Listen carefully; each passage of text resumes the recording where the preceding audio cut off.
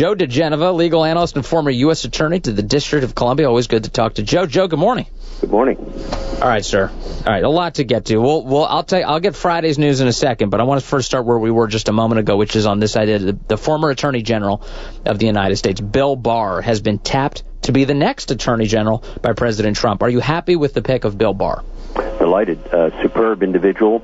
He was a fantastic Attorney General when he was there during President Bush, the father.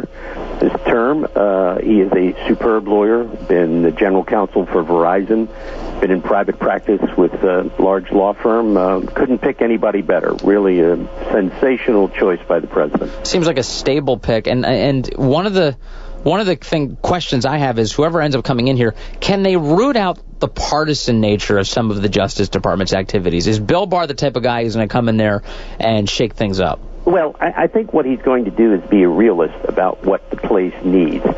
He's not a wrecking ball kind of guy. Bill's a very, very serious lawyer. I expect him to do his job.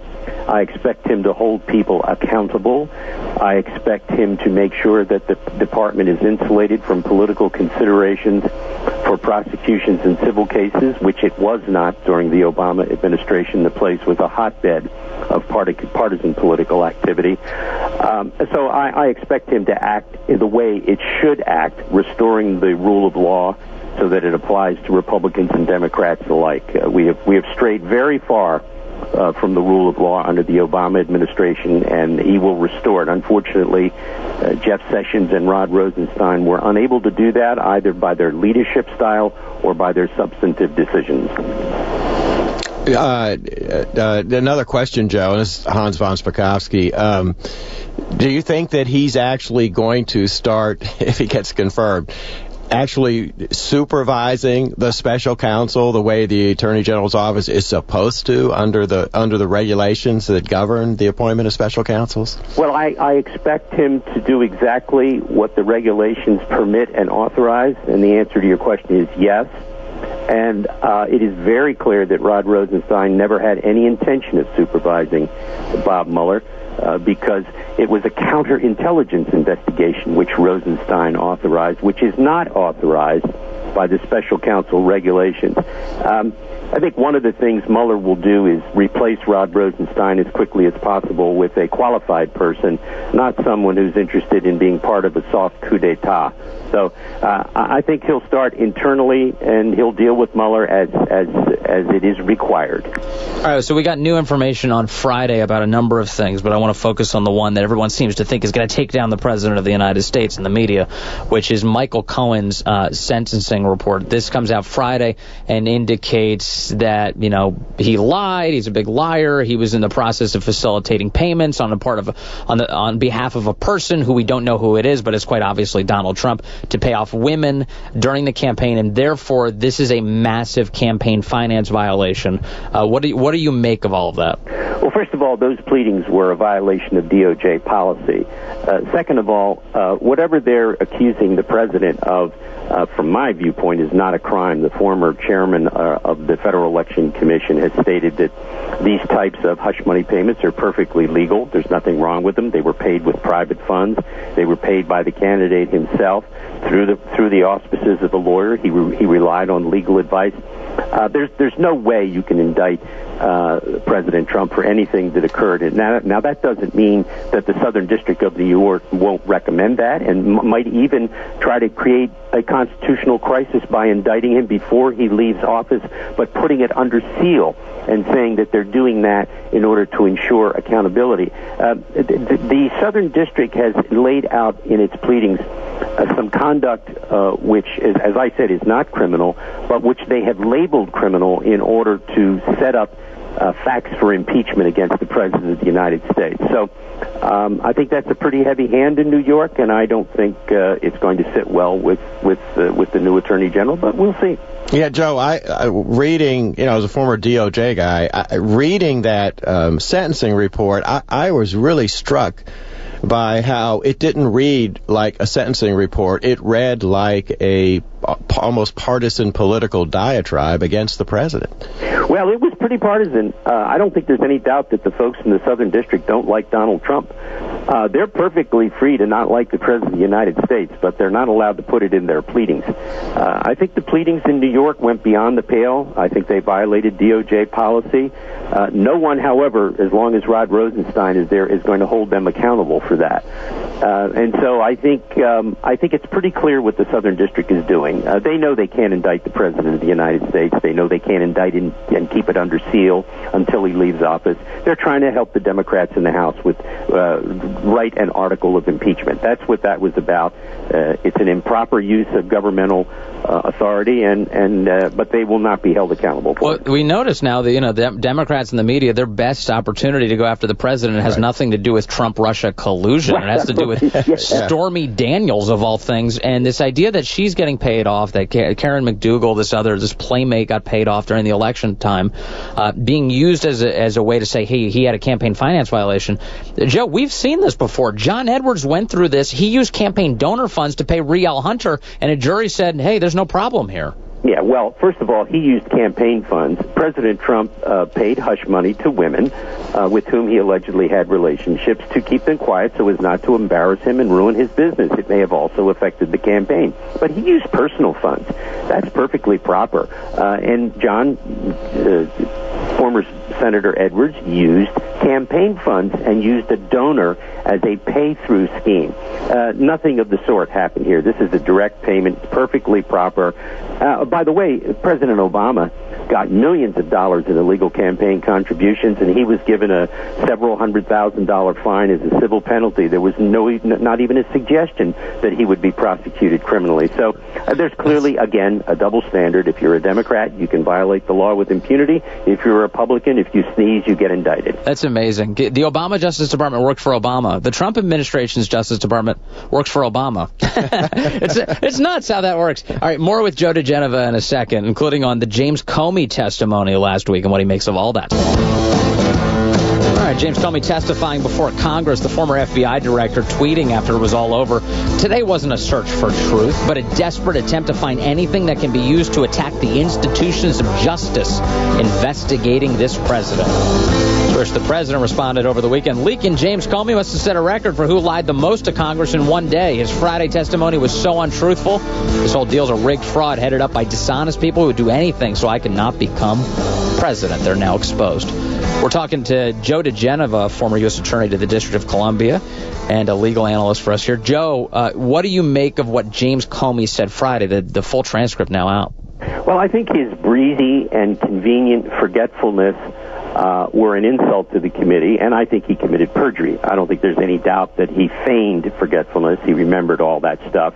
The notion that he didn't know that Christopher Steele was the author of the dossier, and he forgot so much about this headquarter-driven investigation. Let's remember this investigation was run out of his office with McCabe and Strzok on the 7th floor. This was not a field office investigation. So his claims that he doesn't remember these things are just ludicrous. By the way, I do expect Comey to be indicted for the leaking of the information to the New York Times. The department may actually take a look at this testimony as well, assuming they get a referral from the feckless members of the committee. I just want to say one thing for the record. I think it's an embarrassment that Paul Ryan and McCarthy prevented the issuance of subpoena until this very late date, so that they, in essence, had to try and squeeze everything in at the last minute. And it's a shame that Goodlatte didn't publicly announce that he was being prevented from issuing subpoenas, which is in fact the case. So shame on Paul Ryan and shame on Kevin McCarthy. So the leadership was preventing Goodlatte, because when we've talked to you previously on this here, you were very upset with Bob Goodlatte himself. You now have, is this new knowledge that you're saying that Goodlatte was being prevented from issuing the subpoenas? Let me tell you something. Goodlatte should have stood up and given a speech or held a news conference saying, I want to issue subpoenas, but I can't. He never did that. He was complicit in this. I am not excusing Goodlatte. He's an embarrassment. He's just a wuss.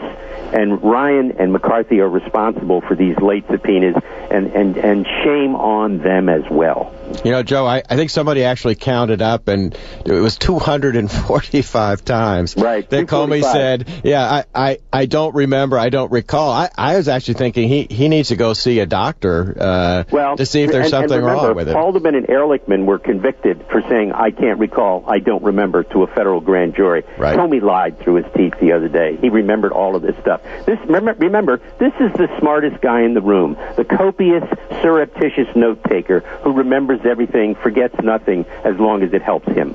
You know, he did say a few things that were on the record that were of interest. One of the things he said was that the FBI probe into all of this initially began as a focus on 4 Americans. And that flies in the face of this notion that George Papadopoulos was the centerpiece of the investigation that launched it in the first place, the single person. So what are we to draw from that? Well, it was a lie. Comey lied again. I don't know who the 4th person was. I know we've got Carter Page, George Papadopoulos, General Flynn. Who was the 4th? Do you know, Hans? No, I'm not sure who he was talking about. Yeah, but then he said 4 Americans. I couldn't figure out who the 4th American was. Of course, it's probably Trump. Yeah, good point. And then you get this. He also said that the dossier, the Christopher Steele author that he said he didn't know if he knew him or whatever. He says the dossier was unverified both before and after the FBI had used it to obtain those FISA warrants, which begs the question, of course, why include the dossier if you haven't even verified it after the FISA? Well, remember, also McCabe testified that without the dossier there is no warrant. You can't get a warrant. So what you then have is Comey saying it was never verified, but it was in fact used to get that it was the basis for in fact getting FISA warrants against Carter Page. Now, Huber is supposed to be investigating all this, and I have no idea whether he is or not. We've seen nothing to indicate that anything has happened in that regard. If that is not investigated and charged, and this nonsense about the Office of Inspector General, he doesn't run the damn department.